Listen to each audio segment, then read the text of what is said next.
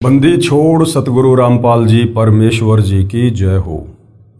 परम पिता परमात्मा सारी सृष्टि के रचनहार कुल मालिक असंख्य ब्रह्मांडों के स्वामी जगत गुरु तीनों लोकों में प्रवेश करके सबका धारण पोषण करने वाले राजा धीराज आत्माधार नाथों के नाथ देवों के देव महादेव सर्वेश्वर महेश्वर मृत्युंजय अजरो अमर आदि अनादि सनातनी प्रभु जगत पिता जगदीश्वर श्री श्री 1008 की उपाधि के वास्तविक अधिकारी अकाल मूर्त शब्द स्वरूपी राम वासुदेव सर्वगतम ब्रह्म परम पूज्य प्रथम पूज्य परम संत परम पुरुष परम धनी परम दयालु सत्य कबीर हक्का कबीर अल्लाहु कबीर अल्लाहु अकबर बाखबर अल्लाह ताला जगत के तारणहार जगत के मुक्तिदाता जगत के जगन्नाथ हारे के सहारे हिंदुओं के राम मुसलमानों के अल्लाह सिखों के वाहिगुरु ईसाइयों के मसीह दया के सागर दया निधि करुणा के सागर करुणा निधि स्वयंभू परिभू संकट मोचन कष्ट हरण मंगल करण दुख भंजन अविगत कबीर निर्विकार निर्विषम परमात्मा अलय अलेख सतगुरु आदि अनादि सतगुरु असली मर्यादा पुरुषोत्तम असली राम असली कृष्ण असली घनश्याम असली मुरारी राजाओं के राजा महाराजाओं के महाराजा शहंशाहों के शहंशाह सम्राटों के सम्राट भगवानों के भगवान अल्लाहों के अल्लाह प्रभुओं के प्रभु मसीहाओं के मसीह सच्चे वाहिगुरु बाबाओं के बाबा पीरों के पीर सेठों के सेठ जगत सेठ सावड़सा सेठ सर्वगुण संपन्न अनंत कोटि कलाओं के स्वामी अनंत कोटि ब्रह्मांडों के नायक योगियों में महायोगी ध्यानियों में महाध्यानी सिद्धों में परम सिद्ध ज्ञानियों में तत्वज्ञानी ब्रह्मज्ञानी महाज्ञानी परम ज्ञानी सर्वश्रेष्ठ ज्ञानी विज्ञानी युवा कबीर समर्थ कबीर असमवाद अमित ओझा सच्चे रहनुमा करीम अल्लाह सुभान अल्लाह दुनिया के अंतिम पैगंबर 8 सितंबर 1951 से गांव धनाना जिला सोनीपत हरियाणा भारतवर्ष की पावन भूमि पे प्रकट रियल कल्कि भगवान श्री नारायण साकार हरि श्री बाबा साहेब नूर अनंत परमात्मा सच्चे दरवेश सच्चे बाखबर संत श्रोमणी सतगुरु रामपाल जी परमेश्वर जी के चरण कमल में आप और हम सभी भाई बहनों का अनंत कोटि दंडवत प्रणाम।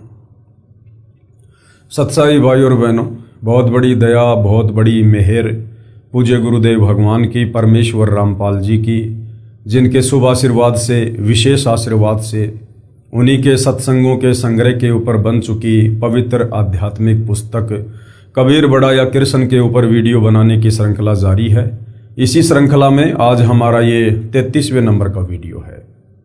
भाई और बहनों, इस पवित्र पुस्तक कबीर बड़ा या कृष्ण के ऊपर जो वीडियो बन रहे हैं, ये हिंदू समाज के लिए, यदि हिंदू समाज से जुड़े श्रद्धालुओं ने निष्पक्ष होकर रुचि लेकर यदि ये वीडियो देख लिए तो उनके लिए किसी वरदान से कम नहीं है, क्योंकि ये पवित्र पुस्तक चारों वेद पवित्र गीता और 18 पुराणों के ज्ञान से मिश्रित है। यानी इन तमाम सदग्रंथों का निष्कर्ष निकालकर भक्ति और भगवान को पहचानने के लिए, शास्त्र अनुकूल साधना के विषय में जानने के लिए, एक पूर्ण परमात्मा कौन है, वो कैसे मिले, कहाँ रहता है, क्या उसकी प्राप्ति की विधि है, ये सारी जानकारियां इस पवित्र पुस्तक में शामिल हैं।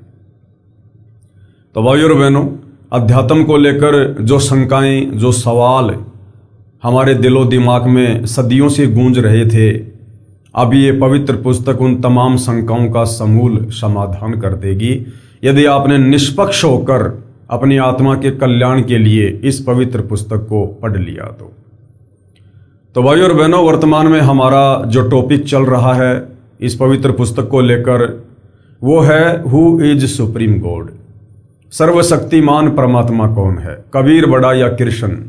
मामला चल रहा है जनता की अदालत में, और जनता की अदालत में जनता को ही जज के रूप में रखा गया है, क्योंकि वर्तमान समय कलयुग की बिचली पीढ़ी का है, मोक्ष का प्राइम टाइम है, 21वीं सदी है, और जनता शिक्षित है, पढ़ी लिखी है, अपनी आंखों से अपने ही धर्म ग्रंथों में लिखी सच्चाई को देखकर भली भांति निर्णय करने में सक्षम है। इसलिए जनता की अदालत में जनता को ही जज के रूप में चुना गया है। एक तरफ श्री कृष्ण उर्फ विष्णु जी को पूर्ण परमात्मा बताते हुए तमाम हिंदू धर्मगुरु आचार्य शंकराचार्य श्री कृष्ण उर्फ विष्णु के वकील बनकर जनता की अदालत में खड़े हैं, तो दूसरी तरफ कबीर जी को पूर्ण परमात्मा साबित करते हुए उनके वकील के रूप में सतगुरु रामपाल जी खड़े हुए हैं। दोनों तरफ के वकील अपनी अपनी पूरी कोशिश कर रहे हैं अपने अपने इष्ट देव को पूर्ण परमात्मा साबित करने की। तो हिंदू धर्म के जितने भी धर्मगुरु हैं उनका कहना है कि हमारे चारों वेदों में, पवित्र गीता में और पुराणों में श्री कृष्ण उर्फ विष्णु को ही पूर्ण परमात्मा बताया गया है। ये अजरो अमर हैं, अविनाशी हैं, इनके कोई माता पिता नहीं है, इनके जन्म मृत्यु नहीं होती है और इन्हीं की भक्ति से मोक्ष मिलेगा। तो दूसरी तरफ सतगुरु रामपाल जी ने उन्हीं तमाम हिंदू धर्म ग्रंथों को दिखा दिखाकर, ना केवल हवाला देकर अपितु दिखा दिखाकर जनता के सामने ये क्लियर कर दिया कि ये ब्रह्मा विष्णु महेश ये नाशवान हैं, ये अविनाशी परमात्मा नहीं है, इनके माता पिता हैं, इनकी जन्म होता है, इनकी मृत्यु होती है, दुर्गा इनकी माँ है और ज्योति निरंजन यानी काल ब्रह्म इनका पिता है। और इनकी भक्ति से किसी भी जीव की मुक्ति नहीं हो सकती, क्योंकि मुक्ति के लिए ये खुद प्रयास कर रहे हैं परंतु इनको रास्ता नहीं मिल रहा है। अब भाइयों और बहनों, ये तमाम सबूत जो धर्म ग्रंथों में लिखे हैं, इस बात का जनता को भी पता है कि यह धर्म ग्रंथ ना तो इन वर्तमान के धर्मगुरुओं ने लिखे हैं और ना कबीर जी के वकील सतगुरु रामपाल जी ने लिखे हैं। ये तो सदियों से लिखे हुए हैं और सदग्रंथ ही अध्यात्म को समझने का एक जरिया होता है, एक माध्यम होता है। तो जनता को यह तो विश्वास हो गया है कि वास्तव में श्री कृष्ण उर्फ विष्णु अर्थात ये ब्रह्मा विष्णु महेश पूर्ण परमात्मा नहीं है। यदि कोई पूर्ण परमेश्वर है तो कबीर साहिब है। वेद जिनके विषय में चीख चीख कर गवाही दे रहे हैं, कबीर परमेश्वर की लीलाओं को लेकर कि वो परमात्मा जब धरती पर प्रकट होता है तो क्या लीला करता है, वेद उसकी गवाही दे रहे हैं। और वेदों में जो गवाही लिखी है वो केवल कबीर जी के ऊपर ही खरी खरी उतर रही है। तो जनता को इतना तो विश्वास हो गया है कि हाँ, यदि सुप्रीम गॉड है तो कबीर जी हैं। अब जनता के मन में और बहुत सारी शंकाएं हैं जो इन नादान धर्म गुरुओं ने अज्ञानता के चलते, तत्व ज्ञानहीनता के चलते, पाखंडवाद के चलते जनता के दिलो दिमाग में भर रखी हैं। तो जनता चाहती है कि अध्यात्म को लेकर हमारी सारी शंकाएं निकल जाएं, तो हम कबीर जी को परमेश्वर मानकर और गीता अध्याय 4 श्लोक 34 के अनुसार तत्वदर्शी संत को गुरु धारण करके अपना मोक्ष करवाएं। तो तरह तरह के सवाल जनता कर रही है, लगभग 50 से ऊपर सवाल जनता कर चुकी है और जनता के प्रत्येक सवाल का सतगुरु रामपाल जी जनता की अदालत में खड़े होकर शास्त्र प्रमाणित जवाब दे रहे हैं और जनता की आंखों में घी सा घल रहा है। अब भाइयों और बहनों, जनता को अब यह समझाया जा रहा है कि कबीर जी जो पूर्ण परमात्मा है ये चारों युगों में आते हैं, क्योंकि अजरो अमर परमात्मा है, इनका कभी विनाश नहीं होता है, इनकी कभी जन्म या मृत्यु नहीं होती है, ये स्वयंभू है, स्वयं प्रकट होते हैं।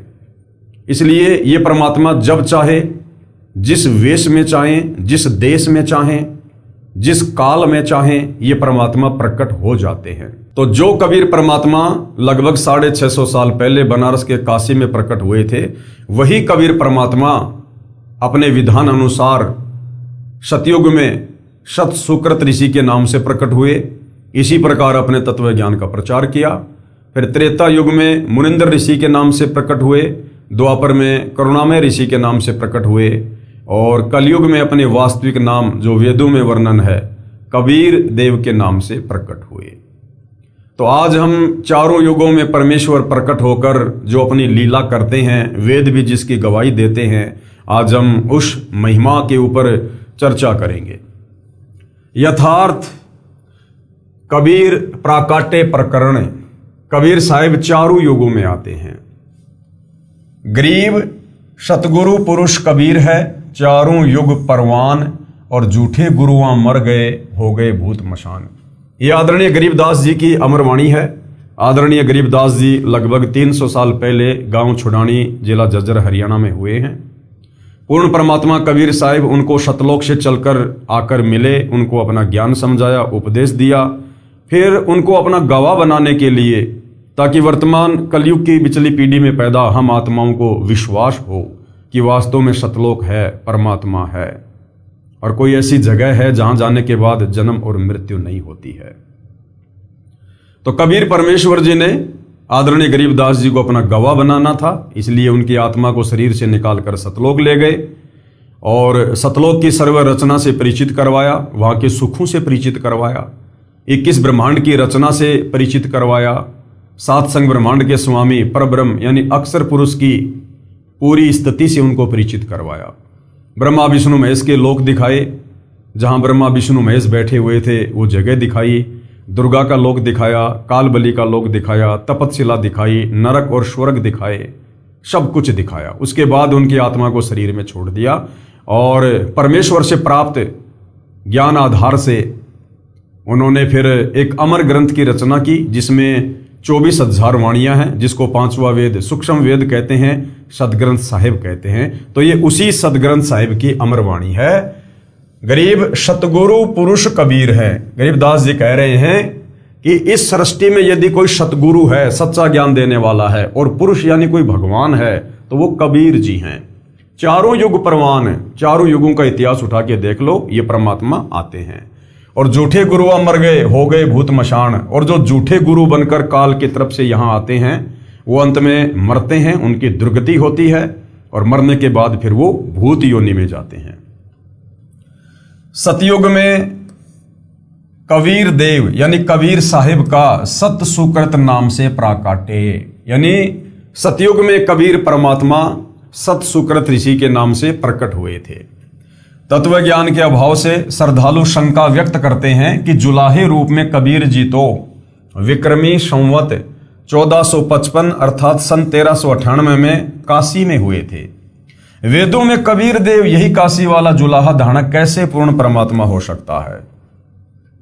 जनता की क्या शंका है कि आप जिस कबीर जी को पूर्ण परमात्मा बता रहे हो, तो ये कबीर जी तो 650 साल पहले हुए हैं, और आप कह रहे हो कि कबीर जी सतयुग में भी आए थे, त्रेता में भी आए थे, वेदों में भी उनकी महिमा है। तो वेद तो सतयुग से चलते आ रहे हैं, तो कबीर जी जो 650 साल पहले आए थे, उनका जिक्र भला वेदों में कैसे हो सकता है? वो भला सतयुग त्रेता द्वापर में कैसे प्रकट हो सकते हैं?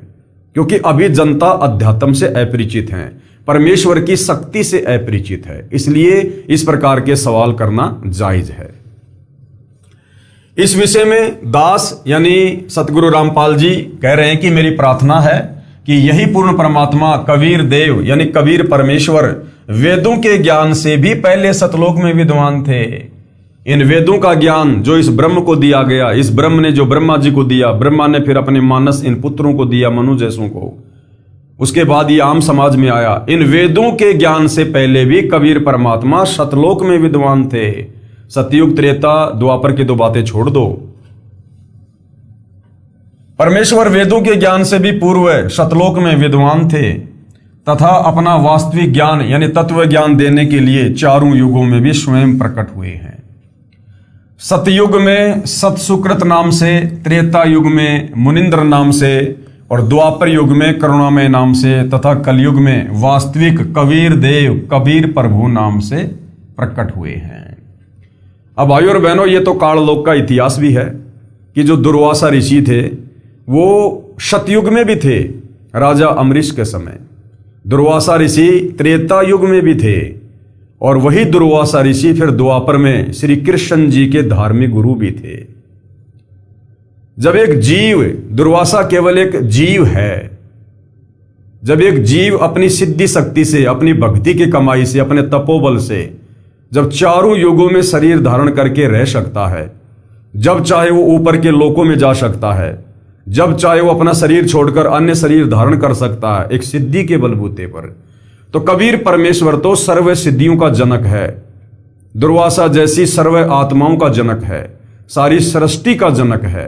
तो वो परमात्मा क्या नहीं कर सकता है? कबीर जी ने कहा है कि मैं चारों युगों में आया हूं। सतयुग में सतसुकृत कह टेरा, यानी सतयुग में कबीर परमात्मा जी का नाम सतसुकृत था, और त्रेता नाम मुनिंद्र मेरा, और द्वापर में करुणा में कहाया, और कलयुग में नाम कबीर धराया। ये धराया शब्द है, किसी ने रखा नहीं परमात्मा का नाम, परमेश्वर ने खुद अपना नाम इस कलयुग में कबीर रखवाया, धराया। इसके अतिरिक्त अन्य रूप धारण करके कभी भी प्रकट होकर अपनी लीला करके अंतर्ध्यान हो जाते हैं। उस समय लीला करने आए परमेश्वर को प्रभु चाहने वाले श्रद्धालु नहीं पहचान सके। सतयुग में, त्रेता में, द्वापर में और 650 साल पहले भी भक्ति करने वाले श्रद्धालु अपने परमेश्वर को नहीं पहचान पाए, क्योंकि सर्व महर्षियों व संत कहलाने वालों ने प्रभु को निराकार बताया है। वास्तव में परमात्मा आकार में है, मनुष्य सदृश से शरीर युक्त है, परंतु परमेश्वर का शरीर नाड़ियों के योग से बना 5 तत्व का नहीं है। जिस प्रकार आप और हमारा शरीर हाड़ मांस का है, 5 इन तत्वों से मिलकर बना है। टट्टी, पेशाब, लार, थूक, अस्थि, मज्जा, गुदा, पता नहीं क्या क्या, ये कबाड़ भरा हुआ है। लेकिन कबीर परमेश्वर जी का जो शरीर है वो इन 5 तत्वों से मिलकर नहीं बना है। वे दिखाई जरूर जब लीला करने आते हैं तो आप और हमारे जैसे ही दिखाई देते हैं, परंतु उनका नूरी शरीर होता है। परमात्मा जी कहते हैं, हाड़ चाम लहू ना मेरे, कोई जाने सतनाम उपासी। यानी मेरे सच्चे नाम का उपासक भगत ही इस भेद को जानता है कि कबीर जी का शरीर 5 तत्व से बना आम प्राणियों की भांति नहीं होता है। हाड़ चाम लहू ना मेरे, कोई जाने सतनाम उपासी, और तारण तरण अभय पददाता, मैं हूं कबीर अविनाशी। एक नूर तत्व से बना है। पूर्ण परमात्मा जब चाहे यहां प्रकट हो जाते हैं। वे कभी मां से जन्म नहीं लेते, क्योंकि वे सर्व की उत्पत्ति करता है। धर्मदास जी के प्रश्न का उत्तर देते हुए कबीर परमेश्वर जी ने बताया कि हे धर्मदास, मैं 4 युगों में आता हूं, जब चाहूं उसी क्षण सतलोक से आ जाता हूं। अब देखो भाई और बहनों, एक एग्जाम्पल देते हैं। आत्मा और परमात्मा की शक्तियों में कितना अंतर होता है। परमात्मा जब चाहे, जहां चाहे, जिस रूप में चाहे, जिस वेश में चाहे, जिस देश में चाहे वो प्रकट हो सकते हैं, क्योंकि वो सर्वसमर्थ है। जिस प्रकार भाई और बहनों, भारत देश का कोई एक सामान्य नागरिक है और भारत देश का प्रधानमंत्री है, तो भारत देश का प्रधानमंत्री इतना शक्तिशाली है, इतना समर्थ है, वो जब चाहे अपने विमान से किसी भी देश में जा सकता है। वो जब चाहे भारत के किसी भी हिस्से में जा सकता है। परंतु एक सामान्य व्यक्ति जो बेचारा सुबह से लेकर शाम तक रोजी रोटी के चक्कर में मजदूर बना फिरता है, वो इतना सक्षम नहीं होता, वो इतना योग्य नहीं होता कि वो जब चाहे अपनी मर्जी अनुसार विदेश में चला जाए, कहीं देश में घूमने चला जाए, क्योंकि उसके पीछे 1000 प्रकार की समस्याएं और जिम्मेदारियां होती हैं। वो अपने बंधनों में बंधा हुआ होता है। लेकिन प्रधानमंत्री हर प्रकार से स्वतंत्र होता है, क्योंकि वो देश का राजा है। इसी प्रकार इस सृष्टि में, काल के 21 ब्रह्मांड की सृष्टि में, काल सहित, और अक्षर पुरुष की 7 संग ब्रह्मांड वाली सृष्टि में अक्षर पुरुष सहित, और ऊपर के जो 4 अजरो अमर लोक हैं, सतलोक, अलख लोक, अगम लोक और अनामी लोक, ये तमाम प्राणी जो इन लोकों में रहते हैं, ये सब जीव हैं, आत्माएं हैं। और कबीर परमात्मा सबका जनक है, वो सबका बाप है, वो परमात्मा है, वो समर्थ है, सर्वशक्तिमान है। वो परमात्मा जब चाहे, जहां चाहे, कोई भी लीला कर सकता है। एक क्षण में परमात्मा सृष्टि को नष्ट कर सकता है, अगले क्षण में परमात्मा एज इट इज कर सकता है। तो इसी प्रकार भाई और बहनों, आत्मा और परमात्मा के भेद को समझें। अन्य रूप में वहां भी रहता है, यानी एक रूप में परमात्मा सतलोक में भी रहता है, और अपना अन्य रूप धारण करके परमात्मा जब चाहे किसी भी ब्रह्मांड में, किसी भी लोक में आ सकता है। जिस प्रकार भाई और बहनों, ये जो 21 ब्रह्मांड का स्वामी ज्योति निरंजन काल है, जो ब्रह्मा विष्णु महेश का पिता है, ये 1000 ये सिद्धियों का स्वामी है, 1000 ये कलाओं का स्वामी है। ये 1000 अपने भिन्न भिन्न रूप बना सकता है। 1000 रूप बनाकर ये अलग अलग लीला कर सकता है।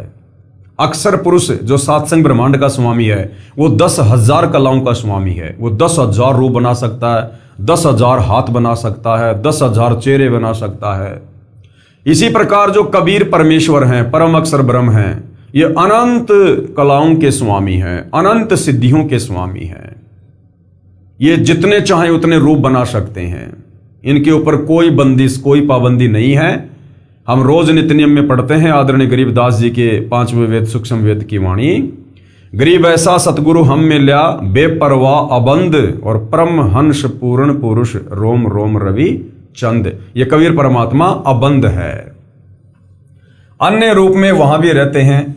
जब मैं ब्रह्मा से मिला, उसको तत्व ज्ञान में सृष्टि रचना का ज्ञान करवाया। कबीर परमात्मा कह रहे हैं, जब मैं इस काललोक में आकर श्री ब्रह्मा जी को मिला तो उसको तत्व ज्ञान में सृष्टि रचना का ज्ञान करवाया, तो वह प्रभावित हुआ तथा कहा कि आपका ज्ञान अद्वितीय है। ब्रह्मा जी ने कहा कि महाराज आपका ज्ञान तो चारों वेदों से परे है, अद्वितीय है। प्रथम मंत्र प्राप्त किया ब्रह्मा जी ने। ब्रह्मा तथा सावित्री को मैंने ओम मंत्र दिया, ये देखने के लिए कि ये कितना विश्वास करता है। इसके पश्चात मैं श्री विष्णु जी के पास विष्णु लोक गया, उससे भी ज्ञान चर्चा की तथा विष्णु भी मेरा शिष्य हुआ। उसको तथा लक्ष्मी को हरिय मंत्र प्रथम मंत्र रूप में दिया गया, ये देखने के लिए कि ये काल ब्रह्म के द्वारा डगमग तो नहीं हो जाएगा। इसके पश्चात शिव के पास शंकर लोक में गया, उसको तथा पार्वती को सोहम नाम दिया, ये देखने के लिए कि कहीं ये भी काल ब्रह्म द्वारा फिर तो भ्रमित नहीं कर दिए जाएंगे। इसी प्रकार भाइयों और बहनों, वो सच्चा नाम सतनाम देने के लिए सतगुरु रामपाल जी हमें 4 महीने का या कम से कम 1 साल का समय देते हैं। प्रथम दीक्षा में हमें 7 मंत्र दिए जाते हैं और उसके बाद ये देखा जाता है कि ये आत्मा भक्ति मार्ग पर चलने के योग्य है या नहीं है, ये ज्ञान समझकर अपनी आत्मा का कल्याण चाहती है या नहीं चाहती है। जब परमेश्वर देख लेते हैं कि ये आत्मा बिल्कुल रुचि लेकर भक्ति कर रही है, इसे आत्मा का कल्याण करवाना है, तो परमेश्वर फिर उसे आगे सतनाम देते हैं जो 2 अक्षर का है। उसके पश्चात अन्य ऋषियों मनु आदि से ज्ञान चर्चा की, परंतु मनु आदि ऋषियों ने काल प्रभाव के कारण मेरे ज्ञान पर विश्वास नहीं किया। सतयुग में कबीर परमात्मा जो सतसुकृत ऋषि के नाम से आए थे, वो मनु को मिले और मनु को ज्ञान समझाया कि मनु, तू जिन वेदों को सर्वश्रेष्ठ मानकर पढ़ रहा है, इनमें कंप्लीट ज्ञान नहीं है, इन वेदों के अंदर पूर्ण परमात्मा की प्राप्ति का मार्ग नहीं है, केवल काल ब्रह्म तक की जानकारी है, काल ब्रह्म की प्राप्ति का मार्ग है, ब्रह्मलोक तक जाने का रास्ता है। लेकिन मनु ने अहंकार वश कबीर परमेश्वर जी के ज्ञान को स्वीकार नहीं किया और उल्टा परमेश्वर को वामदेव कहने लगा। वामदेव यानी उल्टा ज्ञान देने वाला, यानी मनु की दृष्टि में वो ज्ञान उल्टा था, लेकिन वास्तव में वो ज्ञान सत्य था जो मनु की समझ से बाहर था। उसके पश्चात अन्य ऋषियों मनु आदि से ज्ञान चर्चा की, परंतु मनु आदि ऋषियों ने काल प्रभाव के कारण मेरे ज्ञान पर विश्वास नहीं किया। मेरे को उल्टा ज्ञान देने वाला अर्थात वामदेव उर्फ नाम से पुकारने लगे, जबकि पृथ्वी पर मेरा नाम सतयुग में सतसुकृत था। और भाइयों बहनों, यही होता है। वही कबीर परमात्मा जब 300 साल पहले आदरणीय गरीबदास जी के रूप में आए, 5वें वेद सूक्ष्म वेद की रचना की, लोगों को तत्व ज्ञान दिया, तो उनके ज्ञान को लोगों ने उल्टा मान लिया कि ये गरीबदास जी जो ज्ञान दे रहे हैं ये तो वेदों के विपरीत है, क्योंकि उस समय हम शिक्षित नहीं थे, समझने के योग्य नहीं थे, और मूल बात यह है कि उस समय वो मोक्ष का प्राइम टाइम नहीं था। तो आदरणीय गरीबदास जी को गांव वाले बावड़िया कहने लग गए, उनकी अमृतवाणियों को ना समझकर उनको बावड़िया कहने लगे कि ये तो बावला हो गया, बावला।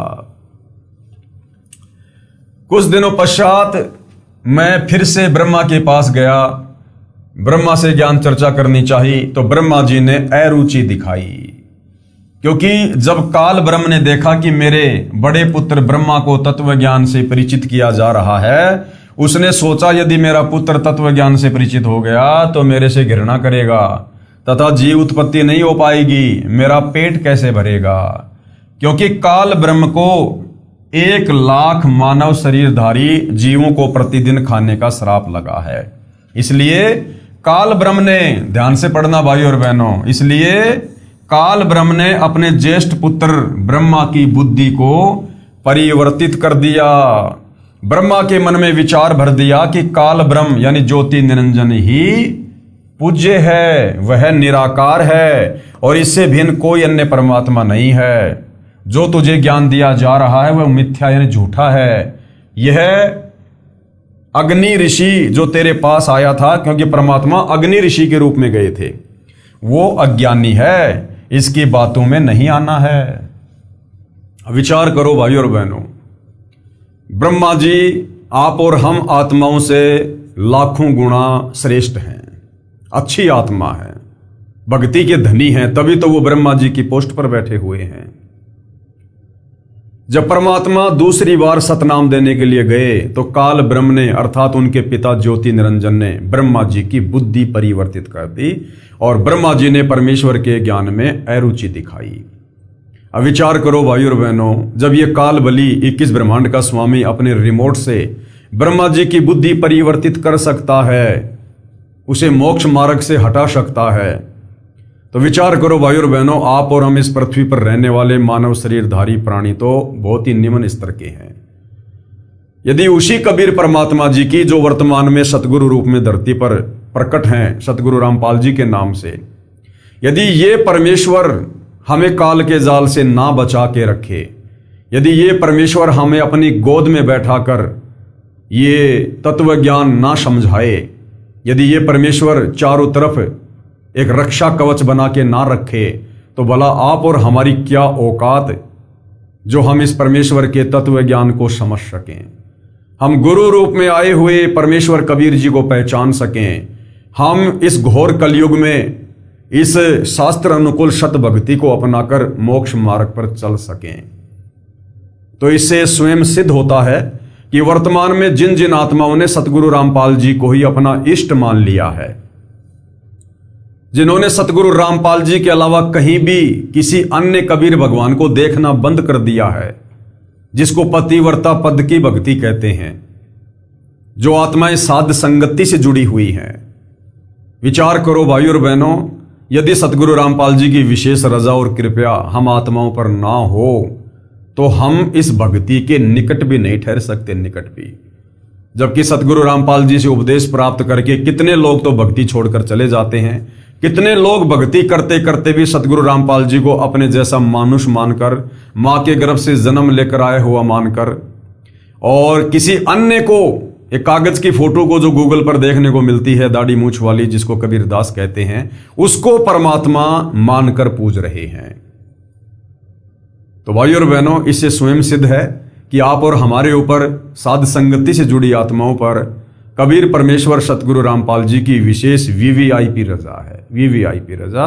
और इस रजा को हम इसी प्रकार से मर्यादा में रहकर, गुरु को परमेश्वर मानकर, आत्मा के कल्याण को ही टारगेट मानकर इस मार्ग पर चलते रहें। हे धर्मदास, ब्रह्मा ने काल ब्रह्म के प्रभाव से प्रभावित होकर मेरे ज्ञान को ग्रहण नहीं किया तथा कहा, हे ऋषिवर, जो ज्ञान आप बता रहे हो यह अप्रमाणित है, इसलिए विश्वास के योग्य नहीं है। वह ब्रह्मा जी के अंदर काल बोल रहा है, वेदों में केवल एक परमात्मा की पूजा का विधान है, उसका केवल एक ओम ही जाप करने का है, मुझे पूर्ण ज्ञान है, मुझे आपका ज्ञान अस्वीकार्य है। हे धर्मदास, मैंने बहुत कोशिश की ब्रह्मा को समझाने की तथा बताया कि वेद ज्ञान दाता यानी वेदों का ज्ञान देने वाला ये ब्रह्म किसी अन्य पूर्ण ब्रह्म के विषय में कह रहा है। क्या कह रहा है कि उसकी प्राप्ति के लिए तथा उसके विषय में तत्व से जानने के लिए किसी तत्वदर्शी संत यानी धीराणाम संत की खोज करो, फिर उनसे वह तत्व ज्ञान सुनो। लेकिन ब्रह्मा जी के एक भी बात समझ में नहीं आई और परमेश्वर जी ने इसका प्रमाण भी दिया, क्योंकि ब्रह्मा जी वेदों का ज्ञाता है। यजुर्वेद अध्याय 40 मंत्र 10 व 13 में स्पष्ट वर्णन है तथा गीता अध्याय 4 श्लोक 34 में भी स्पष्ट कहा है। इन प्रमाणों को देखकर भी काल ब्रह्म के अति प्रभाव के कारण ब्रह्मा ने मेरे विचारों में रुचि नहीं ली।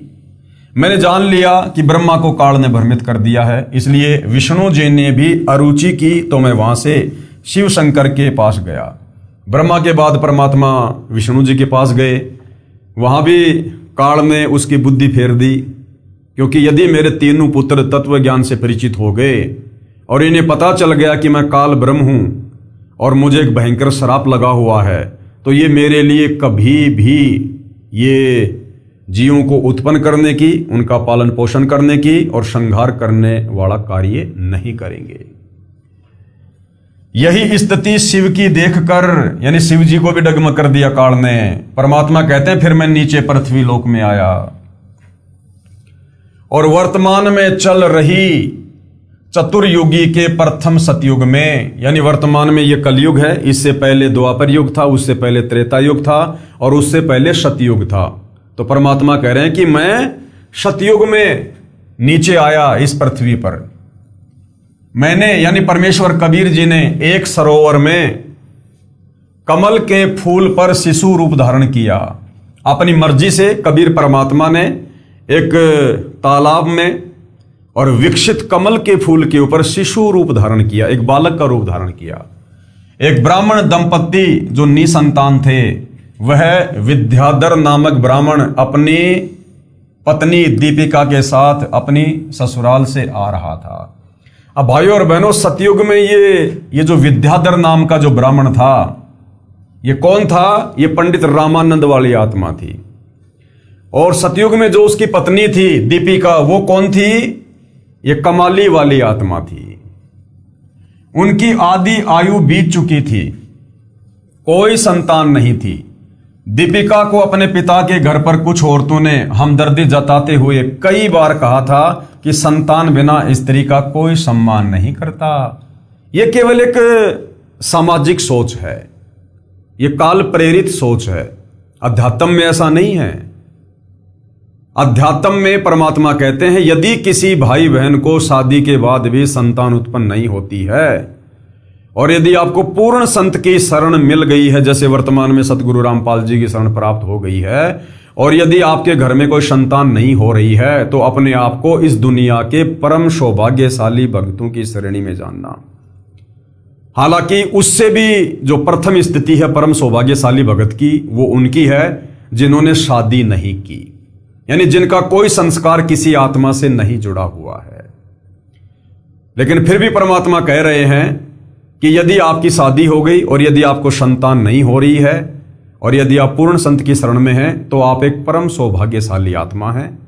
आपका ऋण संस्कार पूर्व जन्मों का नहीं था, जिस कारण से परमात्मा ने आपके घर में कोई संतान नहीं भेजी, और ना परमात्मा संतान भेजकर या आपको संतान देकर आगे इस काललोक में आपका कोई संस्कार जोड़ना चाहता है।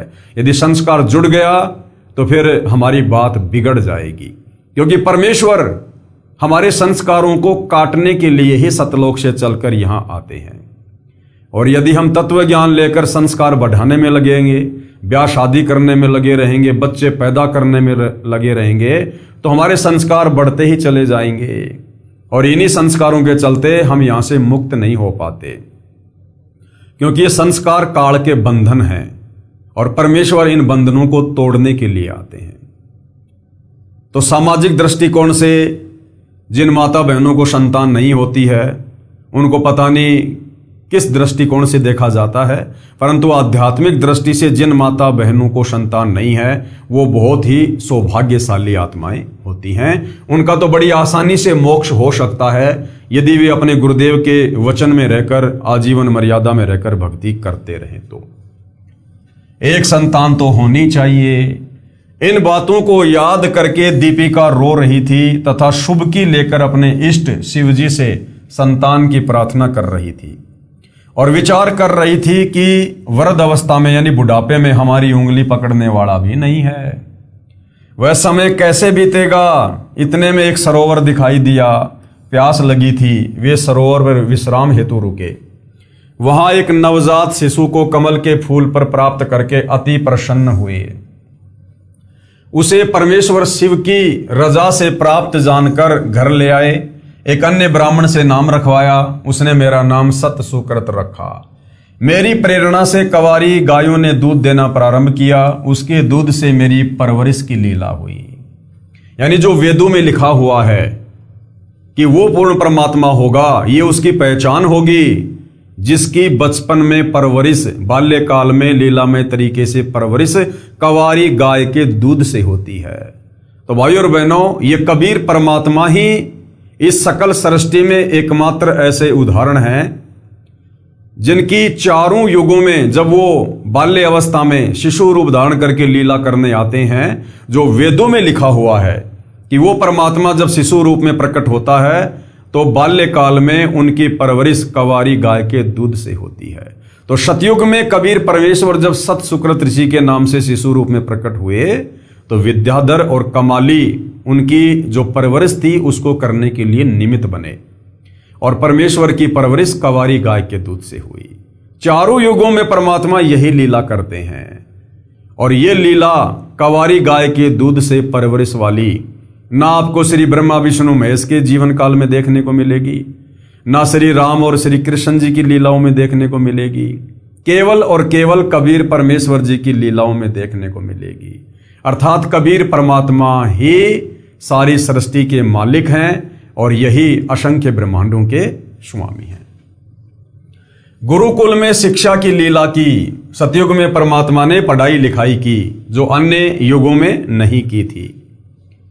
गुरुकुल में शिक्षा की लीला की, ऋषि जी जो वेद मंत्र भूल जाते तो मैं खड़ा होकर पूरा करता। अब जो पंडित, जो विद्वान, जो ऋषि जन वेद मंत्रों को भूल जाया करते थे, तो कबीर परमात्मा जो छोटी सी आयु में लीला कर रहे थे गुरुकुल में पढ़ाई पढ़ने की, कबीर परमात्मा खड़े होकर उन वेद मंत्रों को पूरा किया करते थे। ऋषि जी वेद मंत्रों का गलत अर्थ करते थे, मैं विरोध करता था, इस कारण से मुझे गुरुकुल से निकाल दिया।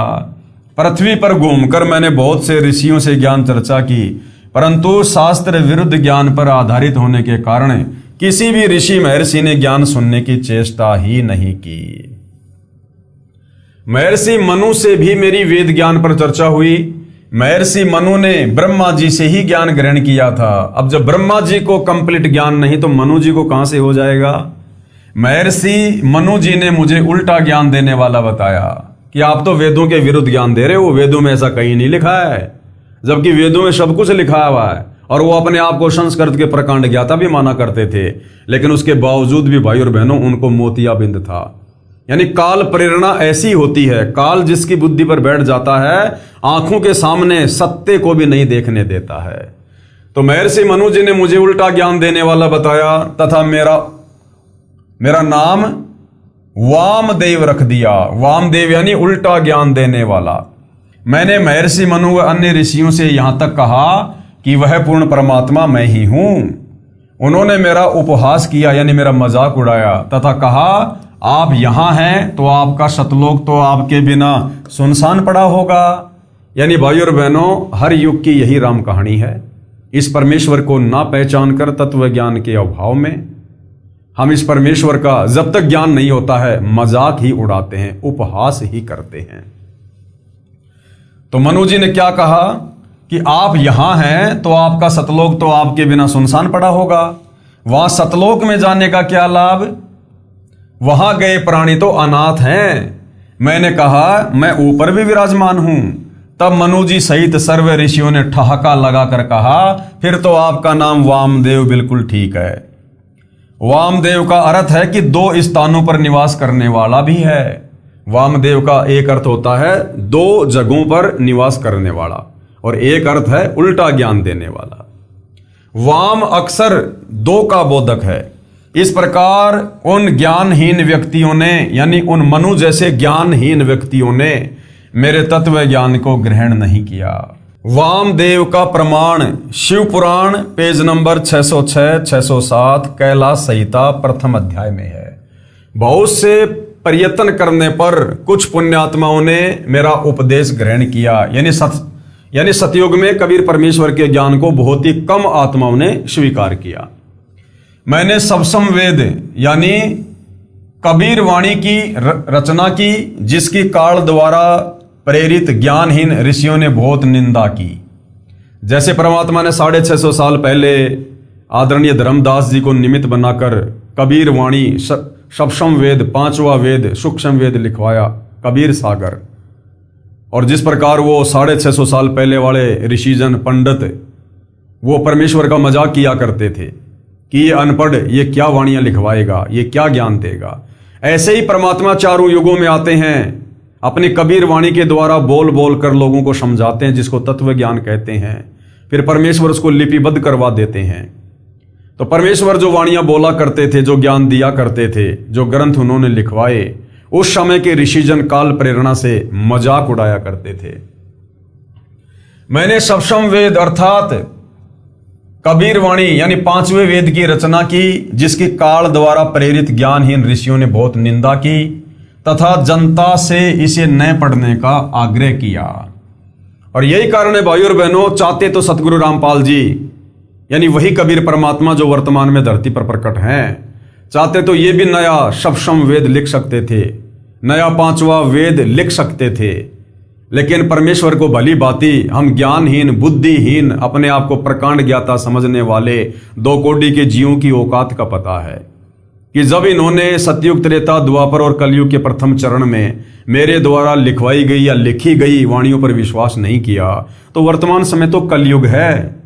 इस समय तो इंसान हर प्रकार से नीचे गिरा हुआ है। ये कैसे विश्वास करेंगे? ये लोग कहेंगे कि आप ही ने लिख दिया और आप ही बता रहे हो, इसका क्या प्रमाण है? इसलिए परमेश्वर ने पहले रचनाएं करवाई, अपने द्वारा या किसी अन्य के द्वारा, और उन सदग्रंथों का हवाला देकर आज हमें तत्व ज्ञान समझा रहे हैं ताकि हम विश्वास कर सकें। सतयुग के प्राणी मुझे केवल एक अच्छा कवि ही मानते थे। इस कारण से सतयुग में बहुत ही कम जीवों ने मेरी शरण ग्रहण की।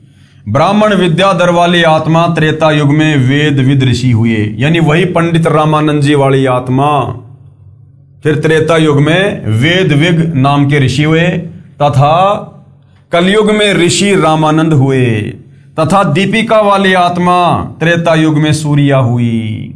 सतयुग में जो कमाली वाली आत्मा दीपिका थी, वो फिर त्रेता युग में क्या हुई?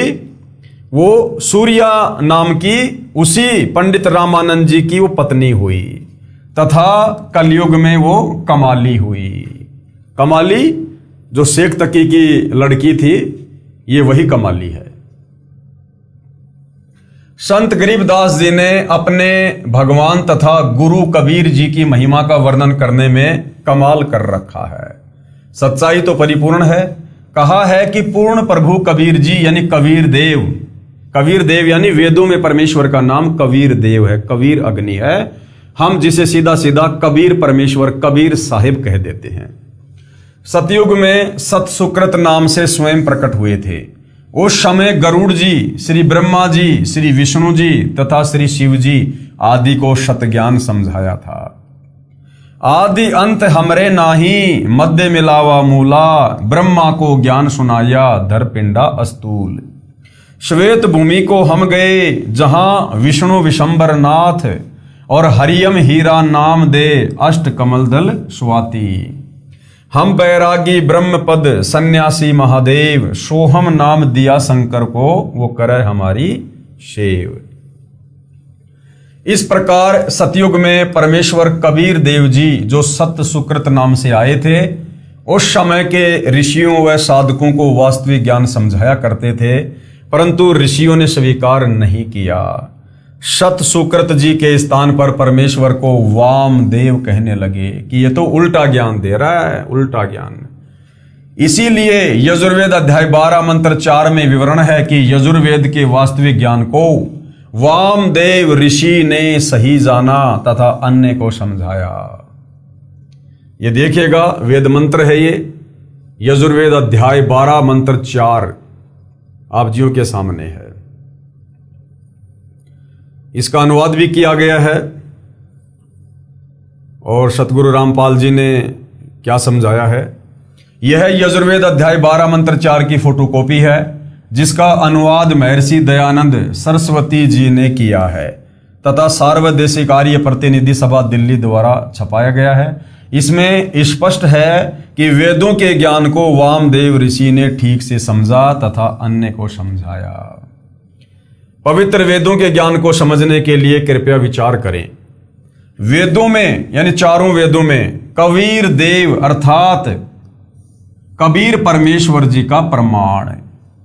पवित्र वेदों में प्रवेश से पहले यानी वेदों के उन श्लोकों को देखने से पहले प्रभु जानकारी के लिए पवित्र चारों वेद प्रमाणित शास्त्र हैं, यानी भगवान की जानकारी और प्राप्ति के लिए। हालांकि प्राप्ति का पूर्ण मार्ग नहीं है, लेकिन जानकारी कंप्लीट है कि वो परमात्मा कौन है, उसका नाम क्या है, वो कहाँ रहता है, वो कैसे मिलता है। तो उसकी जानकारी के लिए पवित्र वेदों की रचना उस समय हुई थी जब कोई अन्य धर्म नहीं था। यानी जो वेद परमेश्वर जी ने सर्वप्रथम इस ज्योति निरंजन को दिए थे, उसकी श्वासों के माध्यम से परमेश्वर ने ये चारों वेद जो है ये प्रकट करवाए थे। उस समय कोई धर्म नहीं था, 21 ब्रह्मांड में ही कोई धर्म नहीं था। ना कोई मुसलमान था, ना हिंदू था, ना सिख था, ना ईसाई था, ना जैनी। ये जितने भी धर्म हैं ये अभी लगभग 3 या 3,500 साल के अंदर अंदर बने हैं। सतयुग में भी कोई धर्म नहीं था, त्रेता में भी कोई धर्म नहीं था, द्वापर तक भी कोई धर्म नहीं था, केवल वर्ण व्यवस्था थी। अब ये कलयुग की पिछली पीढ़ी का समय, मोक्ष का प्राइम टाइम काल में कबीर परमात्मा से तपतशिला पर वचन ले रखा था, इसलिए उसको पता था कि वो परमात्मा आएगा, अपना तत्व ज्ञान देगा, आत्माओं को यहां से सतलोक ले जाएगा। तो हम आत्माओं को तरह तरह के बंधनों में जकड़ने के लिए धर्मों में बांट दिया, जातियों में बांट दिया, संप्रदायों में बांट दिया, ताकि हम उस ज्ञान तक पहुंच ही ना सकें।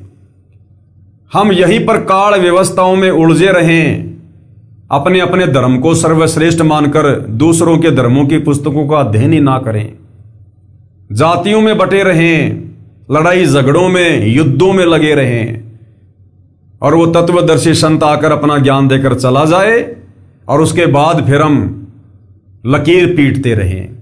तो ये काल का सुनियोजित षड्यंत्र है। हम इंसानों को जातियों में बांटना, धर्मों में बांटना, सबकी अलग अलग पुस्तकें बनवा देना। मुसलमान कहते हैं कि हमारी चारों जो ये कतेब हैं, तौरात, जबूर, इंजिल, कुरान मजीद, कुरान शरीफ, बस यही सर्वश्रेष्ठ हैं। हिंदू कहते हैं हमारे चारों वेद, गीता जी सर्वश्रेष्ठ हैं, हमारे पुराण सर्वश्रेष्ठ हैं। ईसाई अपनी बाइबल को लेकर बैठे हैं, सिख अपने गुरु ग्रंथ साहिब को लेकर बैठे हैं। कोई किसी के ज्ञान को और बातों को मानने को तैयार नहीं है। यह काल का षड्यंत्र है। तो सतयुग, त्रेता, द्वापर तक कोई धर्म नहीं था।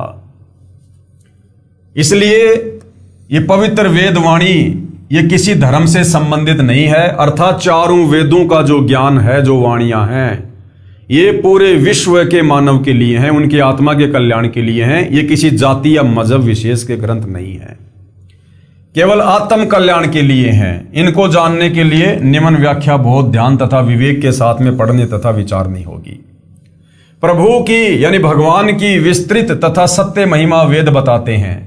वेदों के अलावा दुनिया के किसी भी शास्त्र में, जो यहाँ 21 ब्रह्मांड तक के शास्त्र हैं, किसी में भी कबीर परमेश्वर के विषय में विस्तृत जानकारी नहीं है। अन्य शास्त्र भी श्री गीता जी व चारों वेदों तथा पूर्वोक्त भगवान प्राप्त महान संतों तथा स्वयं कबीर साहिब यानी कबीर देव जी की अपनी यानी पूर्ण परमात्मा की अमृतवाणी के अलावा अन्य किसी ऋषि या भगत की अपनी उपलब्धि है, जैसे 6 शास्त्र, 11 उपनिषद तथा सत्यार्थ प्रकाश आदि। यानी चारों वेदों को छोड़कर, पवित्र गीता जी को छोड़कर, और कबीर परमात्मा जब जब यहां आते हैं और अपना 5वां वेद सूक्ष्म वेद लिखवाते हैं, या जो महान आत्माएं कबीर परमात्मा के साथ सतलोक गए, नीचे आकर उन्होंने अपने ग्रंथों की रचना की, उन शास्त्रों को छोड़कर बाकी जितने भी शास्त्र, जितने भी पुस्तकें हैं, ये सब अपने अपने अनुभव की पुस्तकें हैं। इनमें विस्तृत, पूर्ण या सच्चा ज्ञान परमेश्वर के विषय में नहीं है। जैसे 6 शास्त्र हैं, ये 18 जो पुराण हैं, उपनिषद हैं, सत्यार्थ प्रकाश है, मनुस्मृति है, ये सब केवल इन साधु संत महात्मा ऋषियों का अपना अनुभव है। इनमें कंप्लीट जानकारी परमेश्वर के विषय में नहीं है। जैसे 6 शास्त्र, 11 उपनिषद तथा सत्यार्थ प्रकाश आदि, यदि ये वेदों की कसौटी में खरे नहीं उतरते हैं, यानी इन शास्त्रों में जो इन ऋषियों के द्वारा लिखे गए हैं, यदि इनका ज्ञान वेदों वाले ज्ञान से नहीं मिलता है तो ये हमारे किसी काम के नहीं है। यदि ये वेदों की कसौटी में खरे नहीं उतरते हैं तो ये संपूर्ण ज्ञान नहीं है। पवित्र वेद तथा गीता जी स्वयं काल प्रभु यानी ब्रह्म दत्त है। हालांकि ये वेदों का ज्ञान वैसे तो कबीर परमात्मा जी ने दिया सर्वप्रथम इस ज्योति निरंजन को, लेकिन 21 ब्रह्मांड की सृष्टि के अनुसार परमात्मा कह रहे हैं कि 21 ब्रह्मांड में ये ज्ञान ब्रह्मा जी को सबसे पहले इस ब्रह्म ने यानी काल ने दिया था। यानी वेद ज्ञान दाता इस 21 ब्रह्मांड में सर्वप्रथम कौन है? ये ब्रह्म है, काल है, जिसने ब्रह्मा जी को दिए समुद्र मंथन के दौरान, जिनमें भक्ति विधि तथा उपलब्धि दोनों सही तौर पर वर्णित हैं। इनके अतिरिक्त जो पूजा विधि तथा अनुभव है वह अधूरा समझो। यदि इन्हीं के अनुसार कोई साधक अनुभव बताए तो सत्य जानो। यानी वेदों के अनुसार यदि कोई बातें करता है तो सही मानो, क्योंकि कोई भी प्राणी प्रभु से अधिक नहीं जान सकता। वेदों के ज्ञान से पूर्वोक्त महात्माओं का विवरण सही मिलता है। इससे सिद्ध हुआ कि वे सर्व महात्मा पूर्ण थे, पूर्ण परमात्मा का साक्षात्कार हुआ है तथा बताया है वह परमात्मा कबीर साहब कबीर देव है। वही ज्ञान चारों पवित्र वेद तथा ये पवित्र गीता जी भी बताते हैं। कलयुगी ऋषियों ने वेदों का टीका यानी भाषा भाष्य यानी अनुवाद ऐसे कर दिया जैसे कहीं दूध की महिमा कही गई हो, और जिसने कभी जीवन में दूध देखा ही ना हो और वह अनुवाद कर रहा हो वह ऐसे करता है। कैसे? पौष्टिकाहार असी, पेय पदार्थ असी, स्वेदसी, अमृत उपमा सर्वा, मनुषानाम पेयास दुग्ध असी। अर्थात कोई शरीर पुष्ट करने वाला आहार है, पीने का तरल पदार्थ है, सफेद है, अमृत सदृश है, सब मनुष्यों के पीने योग्य है, वह पौष्टिक तरल है, परंतु उसे पता नहीं कि वो है कैसा।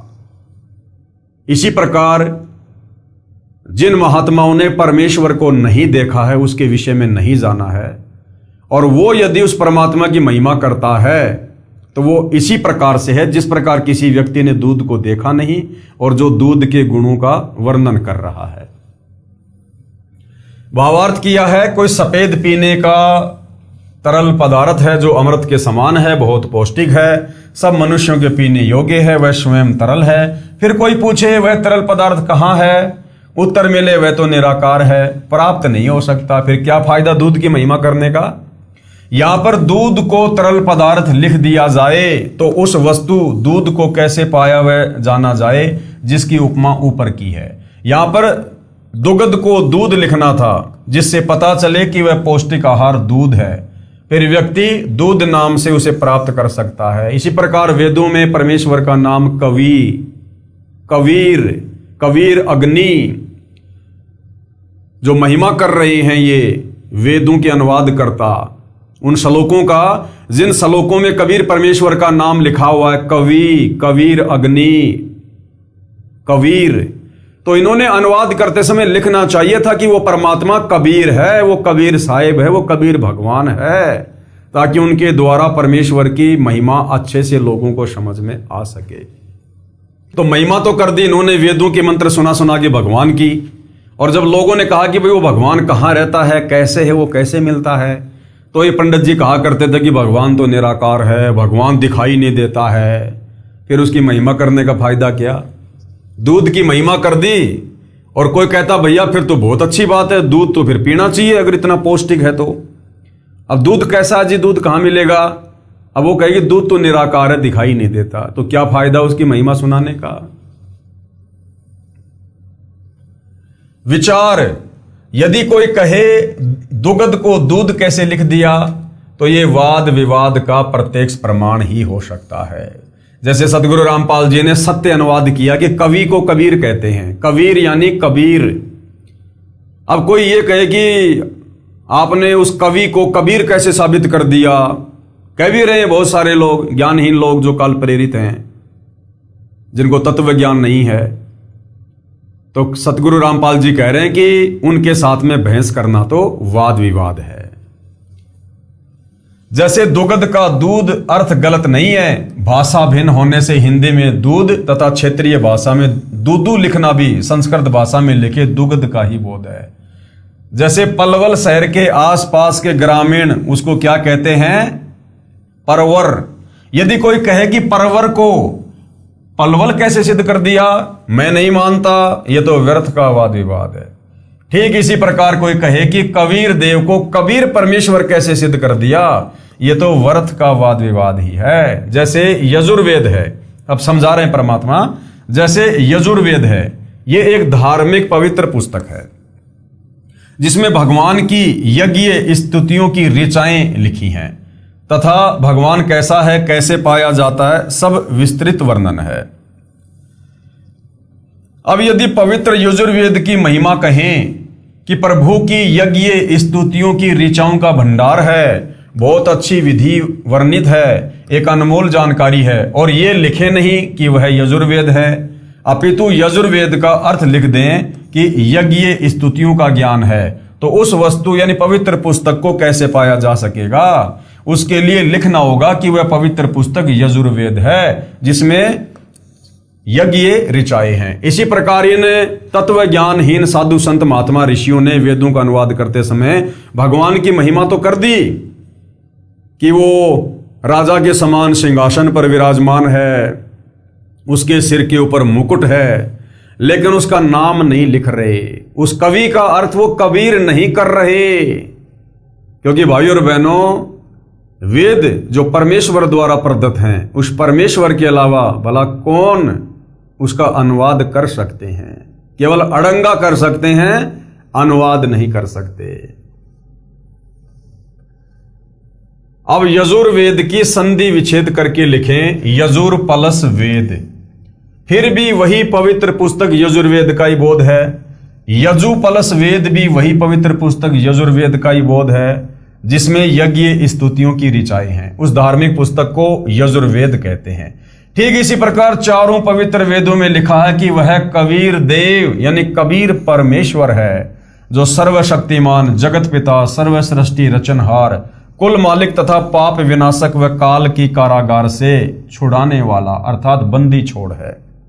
इसको कबीर देव लिखें तो भी कबीर परमेश्वर का ही बोध है, कवि प्लस देव लिखें तो भी कबीर परमेश्वर अर्थात उस कबीर प्रभु का ही बोध है।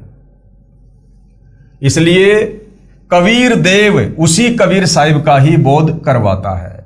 सर्वशक्तिमान, अजर अमर, सर्व ब्रह्मांडों का रचनहार, कुल मालिक है, क्योंकि पूर्वोक्त प्रभु प्राप्त संतों ने अपनी अपनी मातृभाषा में कबीर को कबीर बोला है। आदरणीय धर्मदास जी ने, गरीबदास जी ने, मलुकदास जी ने, दादू जी ने, नानक जी ने, घीसा जी ने, तथा वेद को वेद बोला है। इसलिए वह और बै के अंतर हो जाने पर भी वो पवित्र शास्त्र वेद का ही बोध है। विचार, जैसे कोई अंग्रेजी भाषा में लिखे कि God Kabir, Kabir is almighty, इसका हिंदी अनुवाद करके लिखें कबीर या कबीर परमेश्वर सर्वशक्तिमान है। अब अंग्रेजी भाषा में तो हलंत की व्यवस्था ही नहीं है, फिर मातृभाषा में इसी को कबीर कहने तथा लिखने लगे।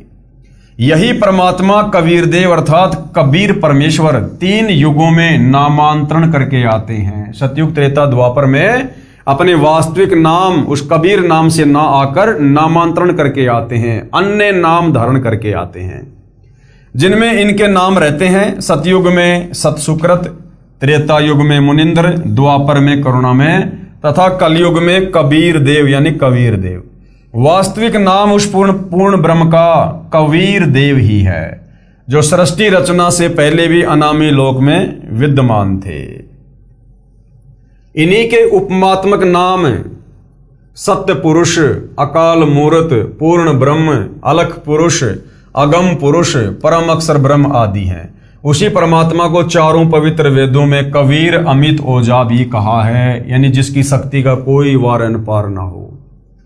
कबीर अंगारी भी कहा है, यानी जो पापों का नाश करने वाला है। उसको कबीर अग्नि भी कहा है, अग्नि यानी भगवान और कबीर यानी उस परमेश्वर का नाम कबीर भगवान। तथा कबीर देव, देव यानी भगवान कहा है। तथा सर्वशक्तिमान, सर्व सृष्टि रचनहार बताया है। पवित्र कुरान शरीफ में सूरत फुरकानी नंबर 25 आयत नंबर 19, 21, 52, 58 व 59 में भी प्रमाण है। कई एक का विरोध है कि जो शब्द कबीर देव है इसको संधि विच्छेद करने से कवि प्लस देव बन जाता है। यह कबीर परमेश्वर या कबीर साहिब कैसे सिद्ध किया? वह को बै तथा छोटी ई की मात्रा को बड़ी ई की मात्रा करना बेसमझी है। तो गुरुदेव भगवान कह रहे हैं विचार करो।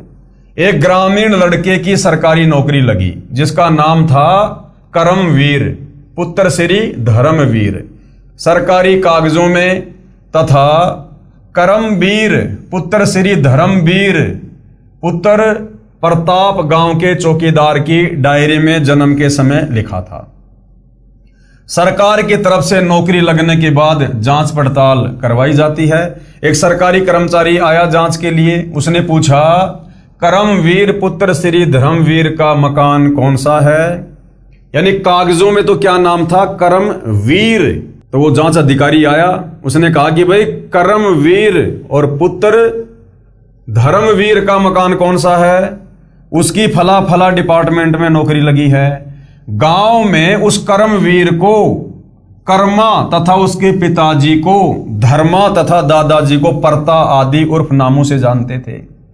अब गांव वाले उस करमवीर को कर्मा, उसके पिता धर्मवीर को धर्मा और उसके दादाजी का नाम था प्रताप, उसको कहा करते थे परता। व्यक्तियों ने कहा कि इस नाम का लड़का इस गांव में नहीं है जी। अधिकारी ने कहा जी ये करमवीर कौन है? तो गांव वालों को तो पता ही नहीं था कि उसका कागजों में नाम उसका करमवीर है। वो तो उसको कर्मा कर्मा कहा करते थे। तो अधिकारी ने पूछा तो गांव वालों ने मना कर दिया, जी यहां तो इस गांव में कोई कर्मा नाम का लड़का नहीं है। काफी पूछताछ के बाद एक लड़का जो करमवीर का सहपाठी था उसने बताया यह कर्मा की नौकरी के बारे में है। तब उस बच्चे ने बताया कि यही करमवीर उर्फ कर्मा तथा धर्मवीर उर्फ धर्मा ही है। फिर उस कर्मचारी को शंका उत्पन्न हुई कि करमवीर नहीं करमवीर है।